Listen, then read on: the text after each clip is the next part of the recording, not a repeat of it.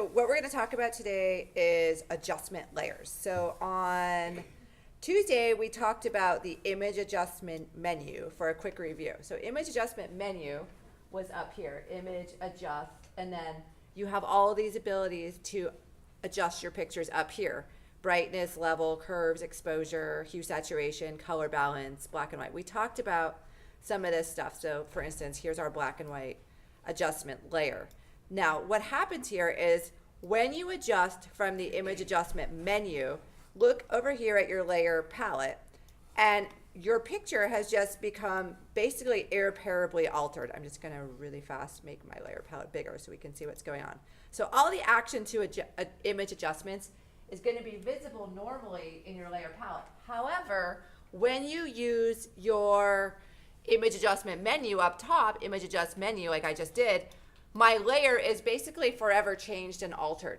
This is convenient if you know you're never going to go back and change it. This is inconvenient if you might have an art director coming and saying, that's a little too black, that's a little too purple, please change the color, and you've already done it. Then you're like, oops, and then you have to redo your image.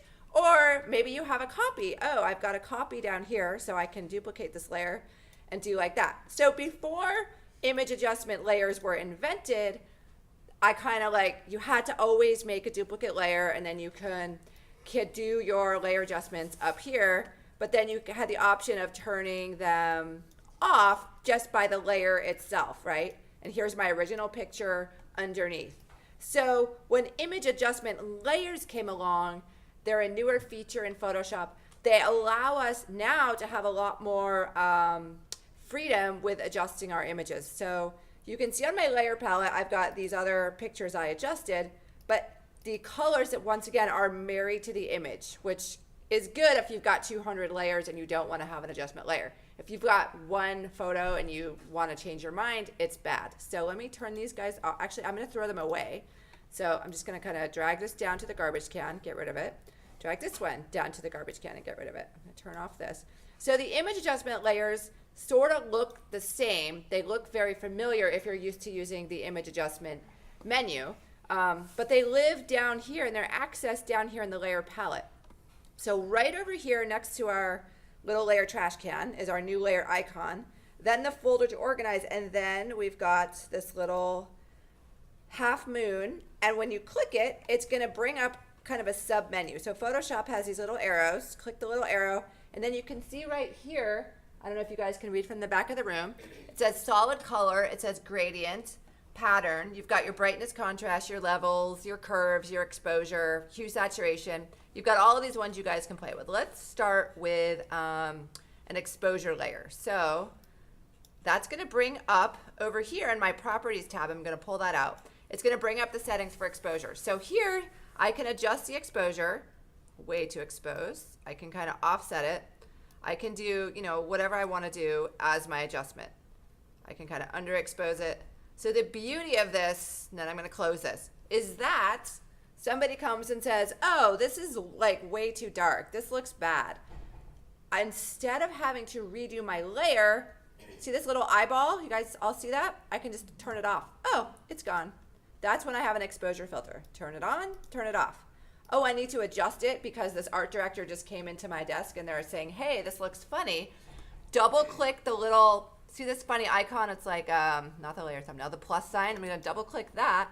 And that's going to bring back up my property tab. So then I can kind of like readjust it. So the takeaway here is that these are something you can go back and adjust later. You're not married to these decisions, which is kind of a cool thing. You can change your mind about them. So let's turn off exposure, but not get rid of it. We don't have to throw it in the trash. We're just going to turn it off, and let's try a new adjustment. So I'm going to click down here on my layer tab with the little half moon with the arrow, and let's try a color balance. I really like this adjustment a lot. So it's going to show up in my properties menu here.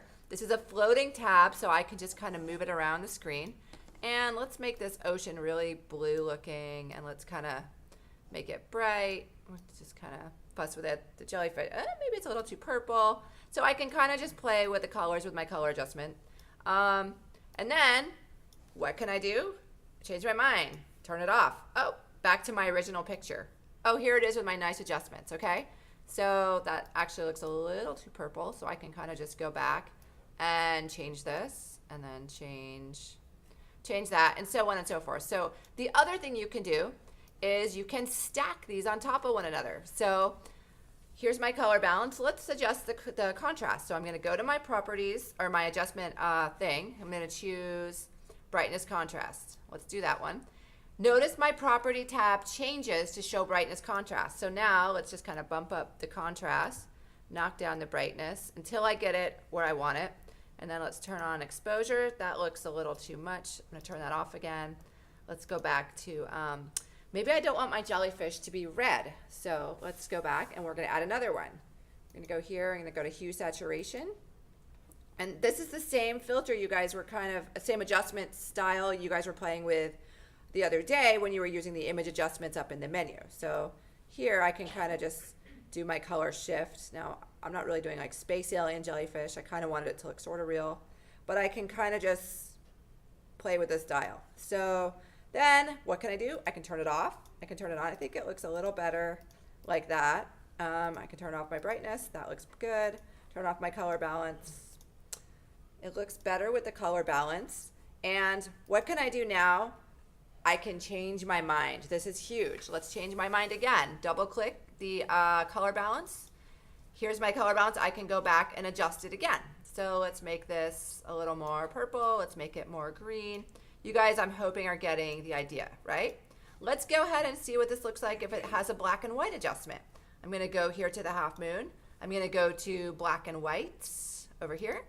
And I'm going to mess with this some more. So I can kind of keep doing this. You can stack, 10 different adjustment layers if you want to on top of your picture. Now, that's kind of dramatic, not really my style, but somebody might like that. I can kind of turn it off. I can turn it on.